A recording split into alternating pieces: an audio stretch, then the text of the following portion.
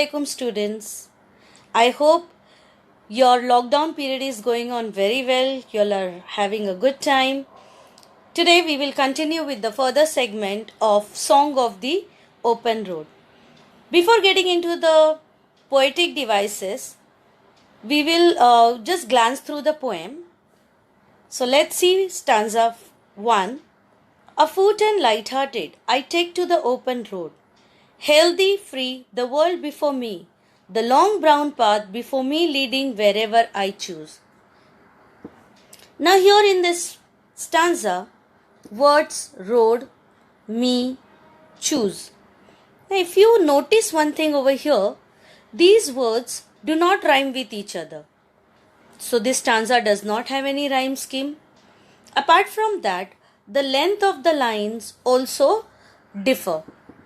But though here this stanza does not have any rhyme scheme, but we can find some figures of speech over here, like open door, afoot and light-hearted, I take to the open road. This is giving us good impact. Then the long brown path before me leading wherever I choose. Here we get another impact.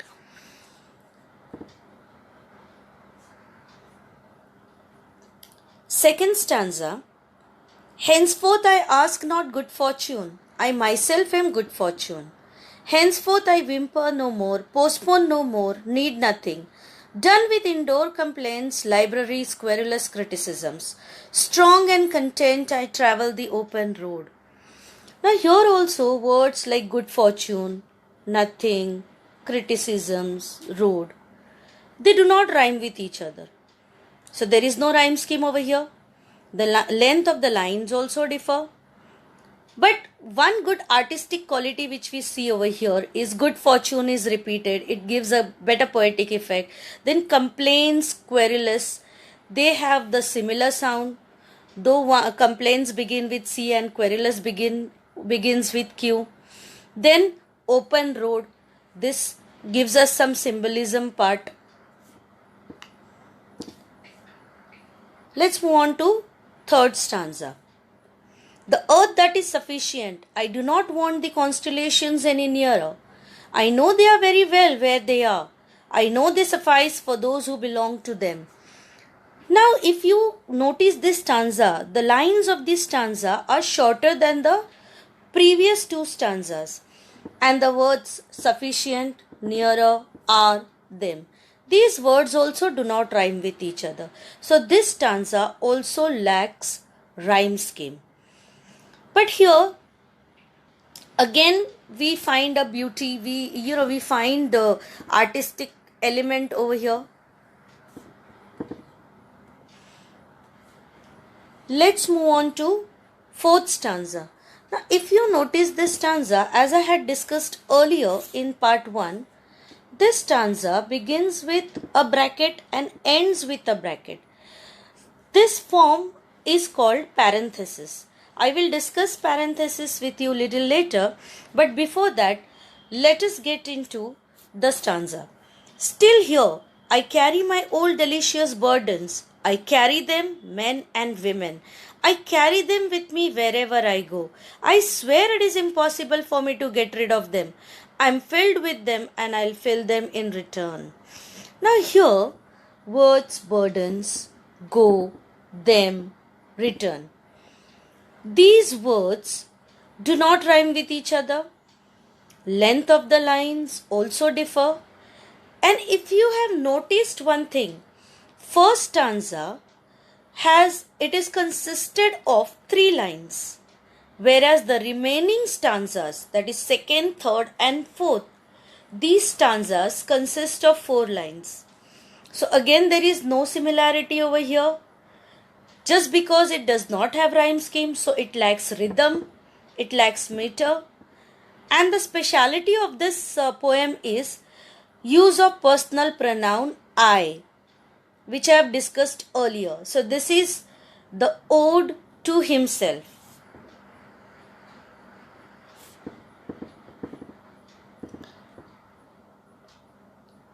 So today students, we are going to focus poetic devices of Song of the Open Road. First we will deal with free verse, then we will move on to figures of speech, and later we will look into the special features of this poem, Song of the Open Road. Let us first focus on free verse. Now, as we have discussed, this poem does not have rhyming words, it does not have rhyme scheme, so there is no rhythm in the poem. Then a proper system is followed, a proper technique is followed, that is meter. So that also is lacking in the poem. So that's what this poem is, a form of free verse. So free verse is a poetry that does not rhyme or have a regular rhythm. इस type के जो poem होती है, इसमें rhythm नहीं होता, rhyme scheme नहीं होती, तो वो म्यूजिकल एलिमेंट जो होता है वो नहीं आता है.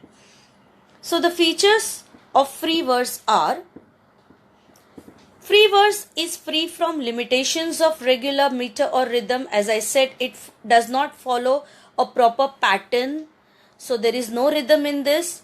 It does not rhyme with fixed forms. जैसे दूसरे poems में हम लोग एक कोई rhyme scheme follow करते हैं, जैसे AABB और ABAB और AABC. So such rhyme scheme is fixed throughout the poem. So such rhyme is not used over here. But though it is free from the limitations of regular meter or rhythm, it does not follow any rhyme scheme, but it provides an artistic expression. And yes, that beauty is seen in the use of figures of speech. In this way, the poet can give his own shape to a poem as he desires and can use various poetic devices to create the effect he considers suitable for the piece. Now see over here, the poet is free. He wants to freely give his own shape to the poem. It is his own desire. The theme of the poem is also Song of the Open Road, that is the journey of life which he wants to carry on with freedom and opportunity. He, inculcates the values of liberty in that, freedom. So similar thing he has followed over here by, having no bondage of any rhyme scheme, any rhythm, any meter. So his poem itself is the best example of freedom, that is free verse. So it gives greater freedom for choosing words and conveying their meanings to the readers. So here he has got complete freedom. It is free from artificiality of a typical poetic expression. So वो कोई भी bondage में नहीं रहना चाहता है, कोई भी टेक्निकलिटीज जो होती है पोएम की, उसको वो नहीं फॉलो कर रहा है, वो अपने आप को फ्री कर रहा है. This technique is commonly used in modern poetry, and our poet Walt Whitman is a modern poet. Let's move on to now figures of speech. Now we all know, students, figures of speech enhances the beauty of poem. So here we are not going to deal with all the figures of speech, but we will just deal with those figures of speech which we are going to come across in this poem. That is alliteration, repetition, metaphor, tautology, inversion, personification, and paradox. Yes, one more, climax. So let's now begin with alliteration. As you all know, in alliteration, sound of the letter is repeated. Again, let me focus on the sound, not just the letter, but the sound of the letter is repeated for better poetic effect. The long brown path before me leading wherever I choose. Now in this line, see words long, leading. Now here, sound of L is repeated. So that's why it is alliteration. Second line, Done with indoor complaints, libraries, querulous criticism. If now you will think that complaints, criticism, see, no, it is not that, because complaints and criticism do not have same sound. The sound is not repeated over here. But if you see complaints, querulous, though word complaints begins with C, and though the word querulous begins with Q, but see the sound, it is K. So here the sound K is repeated in complaints and querulous, and that's why it is alliteration. Next we have repetition. Now in repetition, word is repeated or words are repeated for better poetic effect.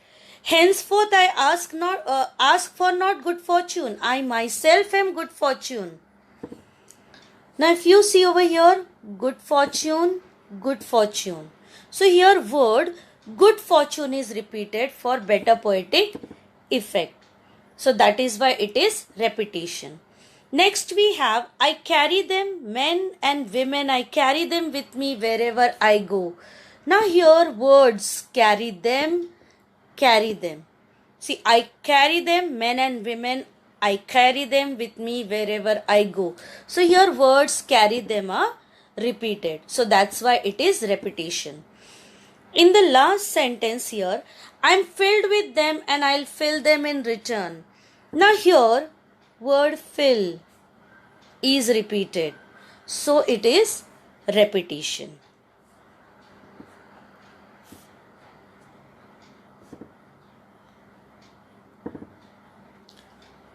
Next we have metaphor.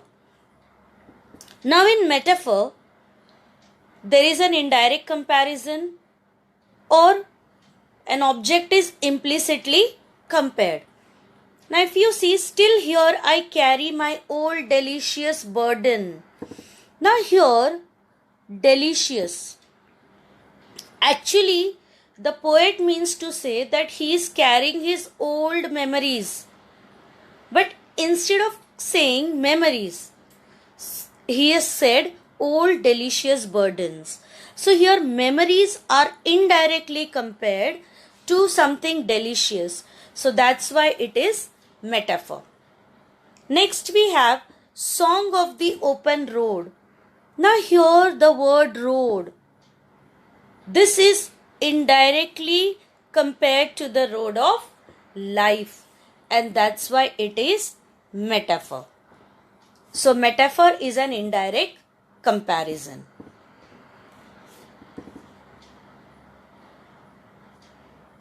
So next we move on to tautology. In tautology, words with similar meanings are expressed. Now if we see, done with indoor complaints, libraries, querulous criticism. Now if we see here complaints and querulous, these words have similar meaning. The word complaint and querulous. Querulous is something, argumentative or with complaint. So they have the similar meaning. So since they express similar meanings, the figure of speech is tautology.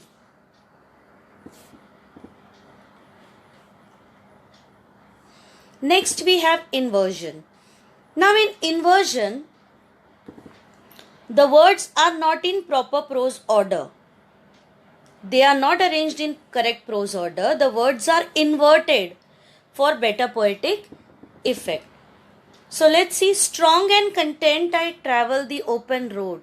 Now here, strong and content I travel the open road. Actually this should have been, I travel the open road strong and content. But here the order is inverted. So it is inversion. So inversion is, the words are not in a correct prose order. The correct prose order is, I travel the open road strong and content. Next we have, afoot and light-hearted I take to the open road. Again here words are not in a correct prose order. Actually it should have been, I take to the open road, afoot and light-hearted. Here the words are inverted, so this is also inversion. And the correct prose order is, I take to the open road, afoot and light-hearted.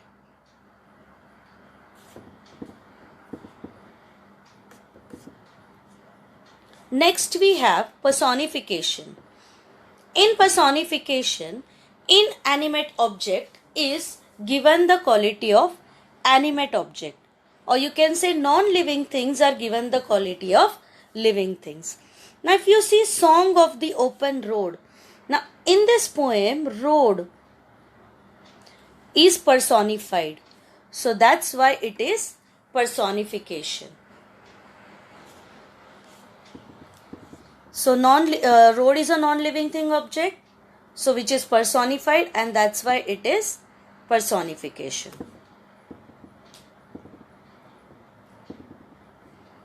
Next we move on to paradox. Now in paradox, contradictory ideas are given. They are something strange, absurd. कुछ अजीब सा होता है paradox में, contradiction होता है जो हम लोग को easily accept नहीं कर सकते, believe नहीं कर सकते. That is a paradox. So here if you see, still here I carry my old delicious burdens. Can burdens be delicious? अजीब है ना कुछ. Delicious भी है, burdens भी है. Burdens कभी delicious होते हैं? नहीं. So this sentence is, this line is completely absurd. ये कुछ strange है. That's why the figure of speech is paradox. So the statement seems absurd. A burden cannot be delicious. Next we have climax. Now in climax, words or ideas, they are arranged in an ascending order of their importance. Now here, henceforth I ask for not good fortune, I myself am good fortune. First the poet is saying I do not want any good fortune, then he is saying I am only good fortune. So here that idea, these words, they are arranged in an ascending order. So this is climax. Next, done with indoor complaints, libraries, querulous criticism. Now here he's done with indoor complaints. He does not want to be within the four walls. He's done with querulous criticism. So ideas are arranged in ascending order. So this is also climax.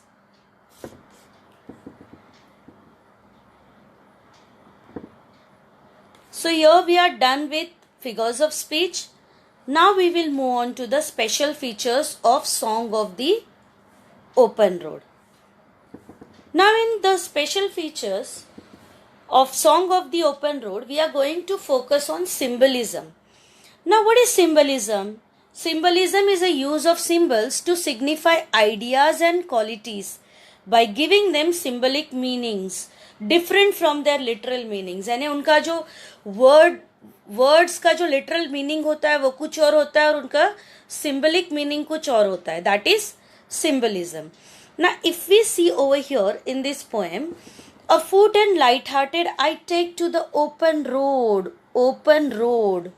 Now here open road, literal meaning क्या है? हाँ, road is open. He has started his journey on the open road. But actually open road symbolizes freedom and opportunity. It is, since it is the journey of life, how does he want the journey of life? Full of freedom and opportunity. So here literal meaning of open road is different and symbolic meaning is freedom and opportunity. So here the poet has made use of symbolism.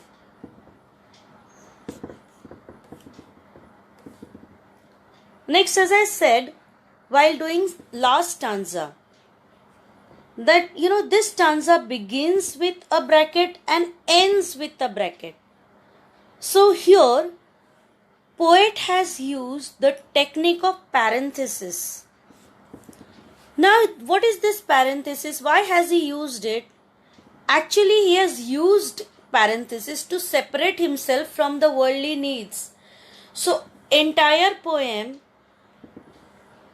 talks about that he wants freedom. He, wants to enjoy his freedom. He wants to go ahead. He does not want any bondage. He does not want to remain in any clutches. And here he says, yes, that he also has the burdens, but he is enjoying them. It is not possible for him to get rid of them, to be free of them. But no, it's okay. He will carry his life with it. So here he is separating himself from all the worldly needs. And that's why he has made use of parenthesis. One activity I would like to give you. You will have to compose 4 to 6 lines of free verse on the topic, the road that leads to my college. And this will be the part of poetic creation, and it will be asked for 2 marks. I will also forward you a poetic appreciation of Song of the Open Road on Google Classroom. Poetic appreciation is a compulsory question for 4 marks. So I would request you to write it down in your notebook as soon as you get it on Google Classroom. So here we are done with Song of the Open Road. Take care. Have a good time.